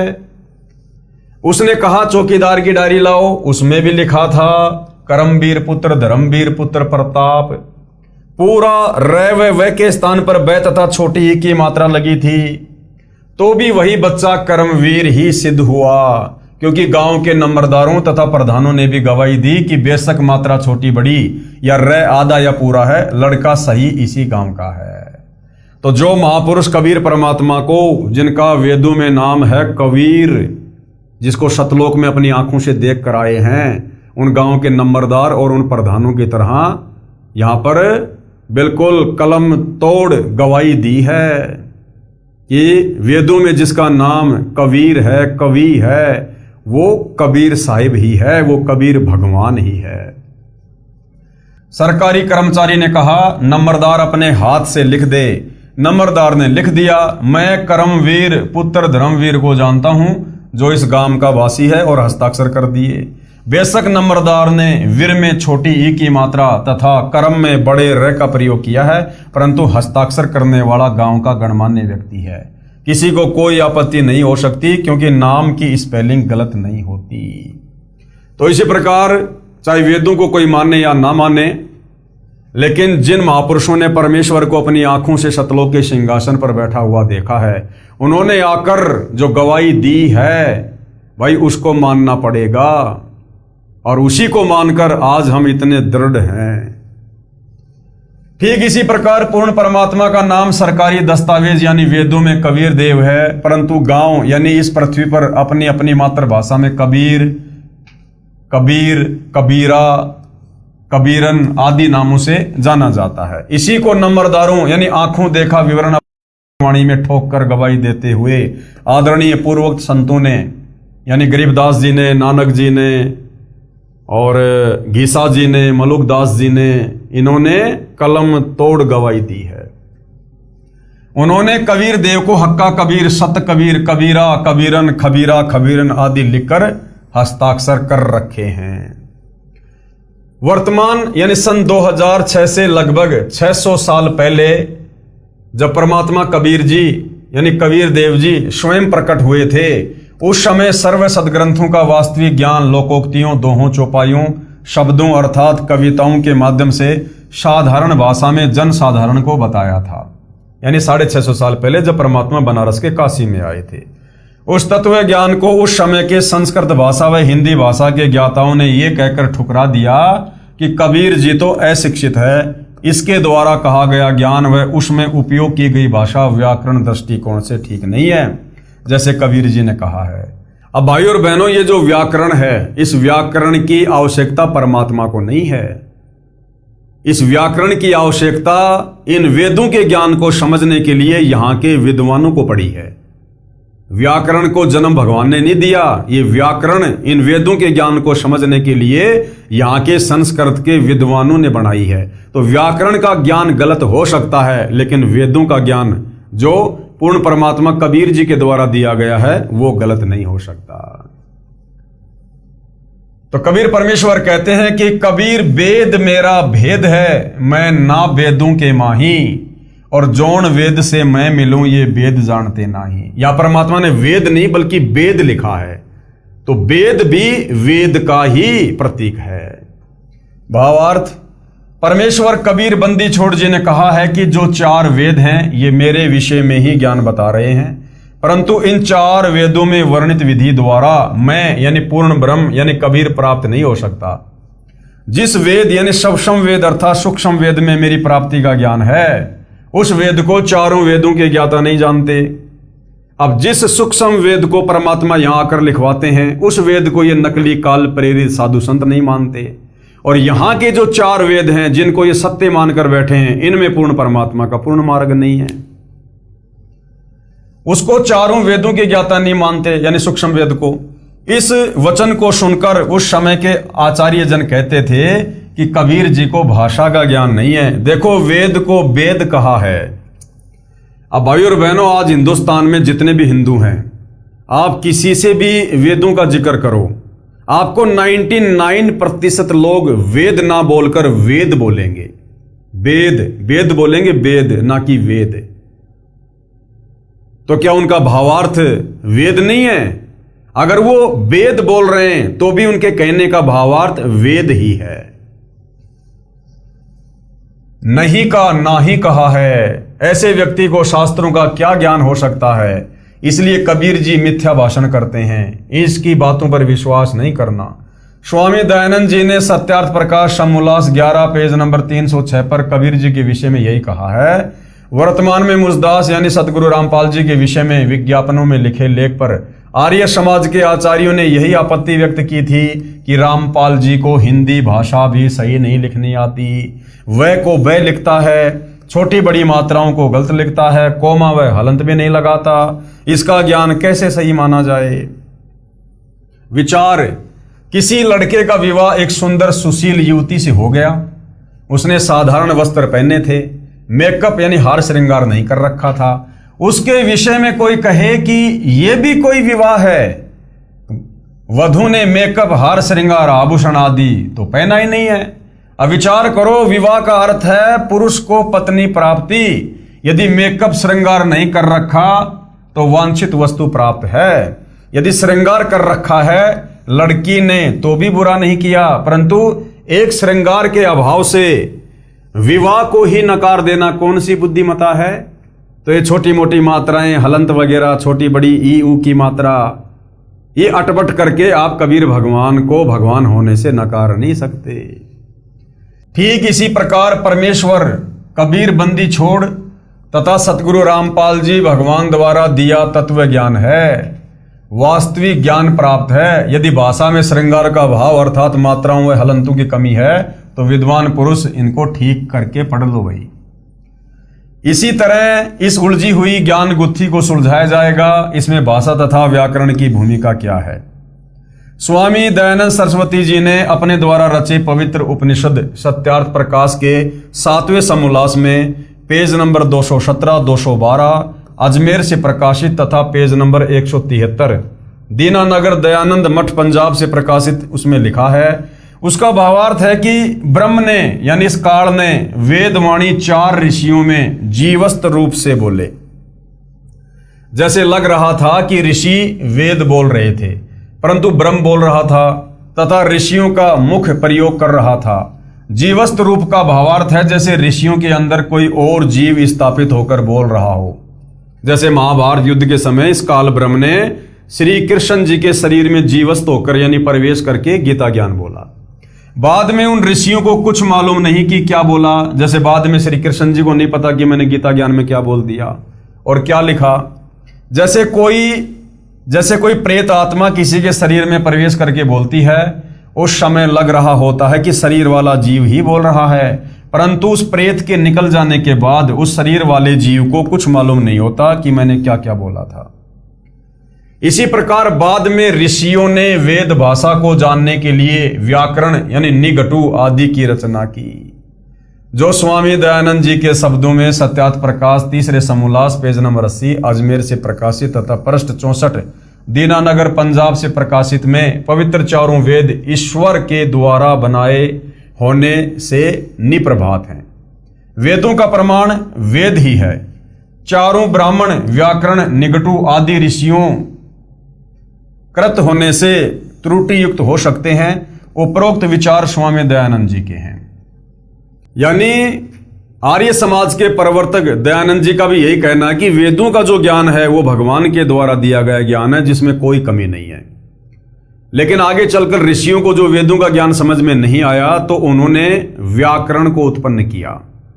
तो ऋषि जी कह रहे कि व्याकरण में त्रुटि हो सकती है, जो वेदों को समझने के लिए ऋषियों ने बनाई थी, परंतु जो वेद ज्ञान है जो परमात्मा के द्वारा दिया गया है उसमें कोई त्रुटि नहीं है। विचार करें, वेद पढ़ने वाले ऋषियों के अपने विचारों से रचे उपनिषद एक दूसरे के विपरीत व्याख्या कर रहे हैं।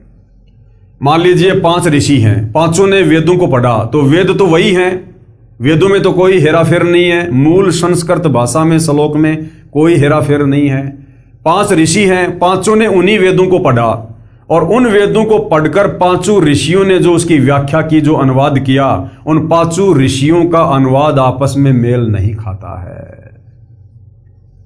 विचार करें, वेद पढ़ने वाले ऋषियों के अपने विचारों से रचे उपनिषद एक दूसरे के विपरीत व्याख्या कर रहे हैं, इसलिए वेद ज्ञान को तत्व ज्ञान से ही समझा जा सकता है, ना कि व्याकरण से। तत्व ज्ञान यानी सब वेद पूर्ण परमात्मा कबीर देव ने यानी कबीर साहिब ने स्वयं आकर बताया है, तथा चारों वेदों का ज्ञान ब्रह्म द्वारा बताया गया है। और वेदों को बोलने वाला ब्रह्म यानी काल स्वयं पवित्र यजुर्वेद अध्याय 40 मंत्र नंबर 10 में कह रहा है कि उस पूर्ण ब्रह्म को यानी सारी सृष्टि के मालिक उस कबीर देव को, जो पूर्ण ब्रह्म है, कोई तो समवात यानी जन्म लेकर प्रकट होने वाला अर्थात आकार में कहता है, तथा कोई असमवात यानी जन्म न लेने वाला अर्थात वह निराकार कहते हैं। परंतु इसका वास्तविक ज्ञान तो धीराणाम यानी पूर्ण ज्ञानी अर्थात तत्वदर्शी संत जन ही पूर्ण निर्णायक भिन्न भिन्न बताते हैं कि वास्तव में परमात्मा जन्म लेता है या प्रकट होता है। उसको ध्यान पूर्वक सुनो, यानी तत्वदर्शी संत जो सत्संग करे, जो पुस्तक लिखे, जैसे वर्तमान में तत्वदर्शी संत की भूमिका में सतगुरु रामपाल जी हैं, या तो उनके सत्संग सुनने से पता चलेगा या फिर उनके द्वारा लिखित पुस्तकें पढ़ने से पता चलेगा। इससे स्वयं सिद्ध है कि वेद बोलने वाला ब्रह्म यानी काल भी स्वयं कह रहा है कि उस पूर्ण ब्रह्म यानी कबीर देव के बारे में मैं भी पूर्ण ज्ञान नहीं रखता, उसको तो कोई तत्वदर्शी संत ही बता सकता है। गीता अध्याय 4 श्लोक 34। इसी प्रकार इसी अध्याय के मंत्र नंबर 13 में कहा है कि कोई तो विधाया यानी अक्षर ज्ञानी एक भाषा के जानने वाले को विद्वान कहते हैं, दूसरे अविधाया यानी निरक्षर को अज्ञानी कहते हैं। ये जानकारी भी वो धीराणाम यानी तत्वदर्शी संत ही विस्तृत व्याख्या बयान करते हैं। यानी वास्तव में विद्वान कौन है ये भी वो तत्वदर्शी संत ही बताएगा। चाहे दुनिया की कितनी भाषाएं पढ़ लो, अगर आपको तत्व ज्ञान नहीं है, वेद ज्ञान नहीं है, भगवान के विषय में जानकारी नहीं है, भगवान की प्राप्ति का मार्ग नहीं है, तो आप विद्वान नहीं हैं। आज यदि इस धरती पर कोई विद्वान है तो सतगुरु रामपाल जी हैं, और उसके बाद यदि कोई विद्वान है, वो चाहे अनपढ़ ही क्यों ना है, यदि सतगुरु रामपाल जी का शिष्य है और उसे पूर्ण परमात्मा कबीर जी की प्राप्ति का मार्ग मिल गया है, तो वो भगत जन विद्वान है, ना कि ये तरह तरह की भाषाओं के ज्ञाता अपने आप को पंडित कहलाने वाले, जिनको परमेश्वर के मार्ग का पता नहीं है, वो विद्वान नहीं है। विशेष उपरोक्त इन प्रमाणों को विवेचन करके सद्भावना पूर्वक पुनर्विचार करें तथा वय को वय तथा छोटी बड़ी मात्राओं की शुद्धि अशुद्धि से ही ज्ञानी व अज्ञानी की पहचान नहीं होती, वह तो तत्व ज्ञान से ही होती है।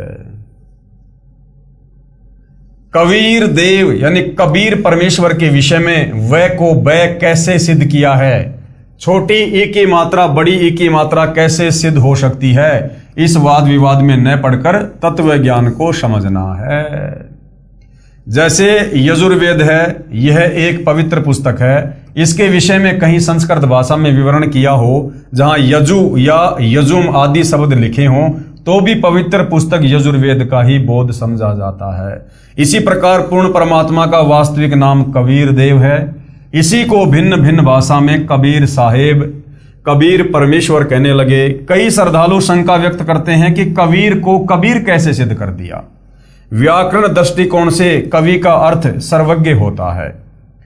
दास की प्रार्थना है कि प्रत्येक शब्द का कोई न कोई अर्थ तो बनता ही है। रही बात व्याकरणिक भाषा की, भाषा प्रथम बनी क्योंकि वेद वाणी प्रभु द्वारा कही है, तथा व्याकरण बाद में ऋषियों द्वारा बनाई गई। यह त्रुटि युक्त हो सकती है। वेद के अनुवाद यानी भाषा भाषा में व्याकरण व्यक्तव्य है, अर्थात असंगत तथा विरोधाभास है, क्योंकि वेद वाणी मंत्रों द्वारा पदों में है। जैसे पलवल शहर के आसपास के व्यक्ति पलवल को परवर बोलते हैं। यदि कोई कहे कि पलवल को कैसे परवर सिद्ध कर दिया, यही कबीर को कबीर कैसे सिद्ध कर दिया कहना मात्र है। यानी हमने केवल यह देखना है कि परमात्मा की प्राप्ति कैसे हो। वेदों में लिखा है कि परमात्मा की प्राप्ति होगी तत्वदर्शी संत की शरण में जाकर उपदेश लेकर उसके बताए अनुसार भक्ति करने से। अब तत्वदर्शी संत कौन है, कैसा होता है, उसकी पहचान क्या है, वो चारों वेदों के निष्कर्ष पवित्र गीता जी में लिखी है। अध्याय 15 श्लोक 1 से 4 कि जो उल्टे लटके हुए संसार रूपी वृक्ष के सभी विभागों को बता दे कि पूर्ण परमात्मा कौन है और इस भक्ति रूपी पेड़ की डार कौन है, जड़ कौन है, ये तना कौन है, शाखा कौन है, ये पत्ते कौन है, तो समझो वो तत्वदर्शी संत है जो पूरी सृष्टि की व्याख्या कर दे एक पेड़ के माध्यम से। वो तत्वदर्शी संत है और जैसा वो कहे वैसी भक्ति करो, फिर ये मात्रा वात्रा के चक्कर में मत पड़ो। तो भाई आज सतयुग, त्रेता, द्वापर और कलयुग बीत गया, 5000 साल। सतगुरु रामपाल जी के अलावा किसी भी धर्म के आचार्य, शंकराचार्य, मुल्ला, मौलवी, पोप, पादरी, पंडित, ब्राह्मण ने गीता अध्याय 15 श्लोक 1 से 4 का वर्णन नहीं किया, उस उल्टे लटके हुए संसार रूपी पेड़ की व्याख्या नहीं की है। तो वेदों के अनुसार जो उसकी व्याख्या कर देगा वो तत्वदर्शी संत है।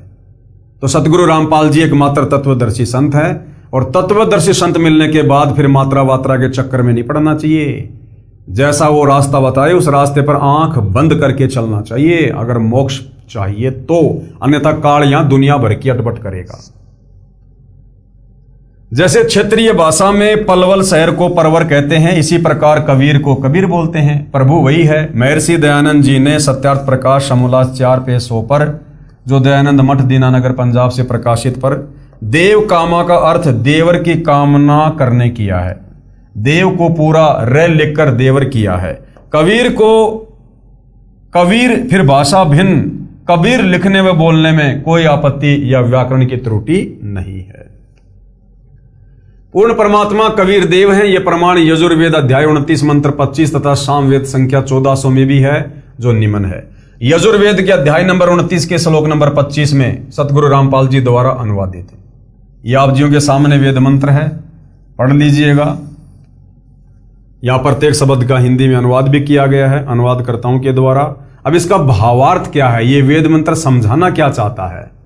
भावार्थ, जिस समय पूर्ण परमात्मा प्रकट होता है उस समय सर्व ऋषि व संत जन शास्त्र विधि त्याग कर मनमाना आचरण अर्थात पूजा द्वारा सर्व भगत समाज को मार्गदर्शन कर रहे होते हैं।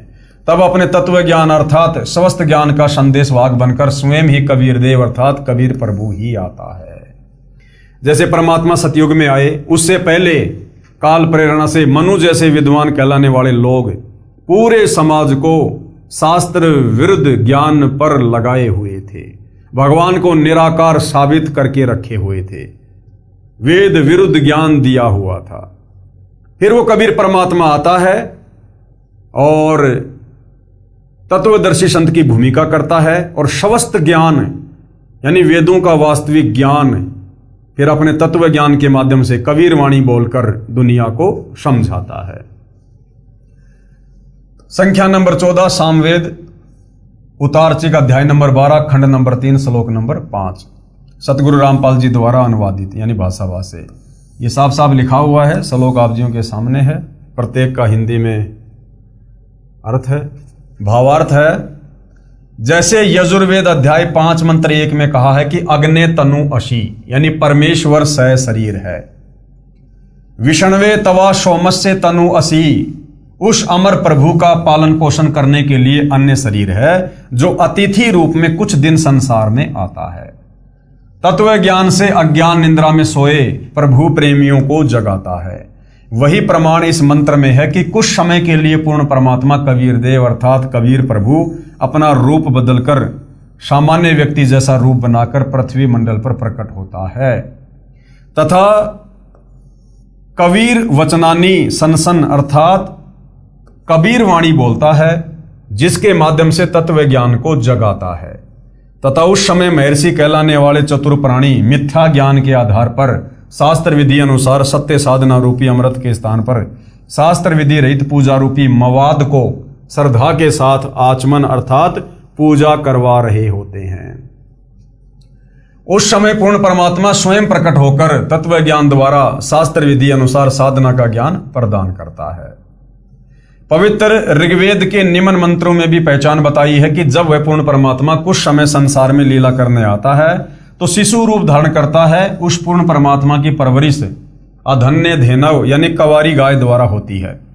फिर लीलावत बड़ा होता है तो अपने पाने व सतलोक जाने अर्थात पूर्ण मोक्ष मार्ग का तत्व ज्ञान यानी कबीर गिर भी कबीर वाणी द्वारा कविताओं द्वारा बोलता है, जिस कारण से प्रसिद्ध कवि कहलाता है। परंतु वह स्वयं कबीर देव पूर्ण परमात्मा ही होता है जो तीसरे मुक्ति धाम सतलोक में रहता है। कहां प्रमाण है?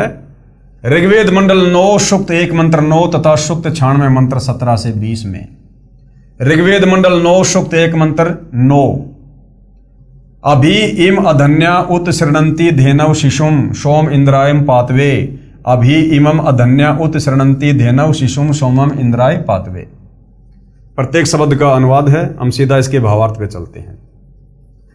भावार्थ है, पूर्ण परमात्मा अमर पुरुष जब लीला करता हुआ बालक रूप धारण करके स्वयं प्रकट होता है, उस समय कवारी गाय अपने आप दूध देती हैं, जिससे उस पूर्ण प्रभु की परवरिश होती है।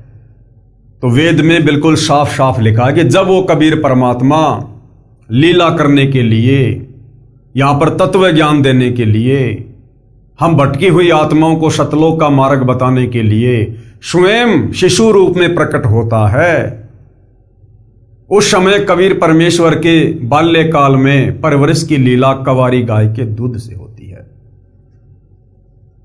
और सतयुग में कबीर परमात्मा सत सुकृत ऋषि के नाम से शिशु रूप में प्रकट हुए और उस समय परमेश्वर ने अपनी परवरिश की लीला की जिम्मेदारी एक निसंतान दंपत्ति, एक विद्याधर नाम के ब्राह्मण और उसकी पत्नी दीपिका, परमेश्वर ने उसके हाथ में सौंपी, उनको निमित्त बनाया और कवारी गाय के दूध से परमेश्वर की परवरिश हुई। ऐसा ही त्रेता युग में हुआ, ऐसा ही द्वापर में हुआ और ऐसा ही 650 साल पहले कलयुग में हुआ। तो भाइयों और बहनों, सतयुग में परमात्मा किस नाम से आए थे, किस प्रकार से अपनी लीला की, अपने तत्व ज्ञान का प्रचार प्रसार किया। मनु जैसे अपने आप को विद्वान समझने वाले लोगों ने परमेश्वर के सतज्ञान को स्वीकार नहीं किया, उनका मजाक उड़ाया, उनका नाम वामदेव रख दिया। बहुत सारी आत्माओं को परमात्मा जी ने अपनी शरण में लिया, उनका उद्धार किया। परमेश्वर ने सप्तम वेद की रचना करवाई। अब आगे परमात्मा त्रेता युग में आते हैं, वेदों में लिखी अपनी लीलाओं के अनुसार उसी प्रकार से सतलोक से चलकर गति करके एक शिशु रूप में किसी तालाब के अंदर विकसित कमल के फूल पर प्रकट होते हैं और वहां से परमेश्वर को फिर एक निसंतान दंपत्ति उठाकर अपने घर ले जाती है उसी परमेश्वर की योजना अनुसार सब कुछ होता है और फिर कंवारी गाय के दूध से उनकी परवरिश होती है शिशु रूप में। तो आज हमने सतयुग में परमेश्वर की लीलाओं के विषय में जाना और पढ़ा जो वेदों में वर्णित है, ताकि हमें विश्वास हो कि वास्तव में कबीर जी ही पूर्ण परमात्मा है। अब नेक्स्ट एपिसोड में हम पढ़ेंगे कि त्रेता युग में कबीर परमेश्वर जी का प्रकट होना। तो भाई और बहनों, परमेश्वर की बहुत बड़ी रजा है, बहुत बड़ी दया है। ये अमृत ज्ञान, ये कबीर वाणी, ये कबीर गिरभी, ये पांचवा वेद शमशम वेद, ये पुस्तक पांचवा वेद है, पांचवें वेद का अंश है ये, जो सतगुरु रामपाल जी के द्वारा लिखा गया है।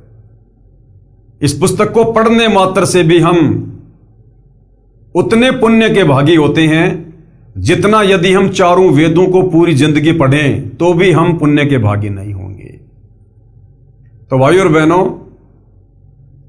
आप और हमारा सौभाग्य जो परमेश्वर ने हमें इस भक्ति युग में जन्म दिया, स्वयं तत्वदर्शी संत के रूप में प्रकट हुए, हमें अपनी शरण में लिया और आज हमें उसी पूर्ण परमेश्वर की प्राप्ति का मार्ग उन्हीं के द्वारा प्राप्त हुआ है।